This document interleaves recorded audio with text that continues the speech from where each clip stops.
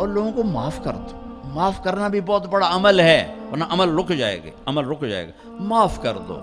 ایک صحابی کہنے لگے یا رسول اللہ، ایک صحابی کہنے لگے رات کو تہجد میں، یا اللہ تیرے نبی نے کہا ہے میں صدقہ کروں، تو میرے پلے تو شے کوئی نہیں، میں صدقہ کی کراں. اچھا چل میرے مولا، جس نے میری بے عزتی کی میں نے سب کو معاف کیا، میرا یہی صدقہ قبول کر. فجر کی نماز میں آئے، آپ نے نماز کے بعد اعلان کیا بھائی رات کو صدقہ کس نے کیا ہے؟ سارے چپ بیٹھے رہے، کسی نے نہیں کیا. پھر آپ نے واضح کیا رات کو اپنی عزت کا صدقہ کس نے کیا ہے؟ یہ کھڑے ہو گئے کہ یا رسول اللہ، اور آپ کی باتیں سن کر شوق پڑا کہ کو مال لگاؤں. مال تھا نہیں، میں کہا چل میرے مولا میں اپنی عزت دہی صدقہ کرنا. تو میرے نبی نے فرمایا تیرا اللہ نے قبول صدقوں میں لکھ دیا ہے یہ عمل.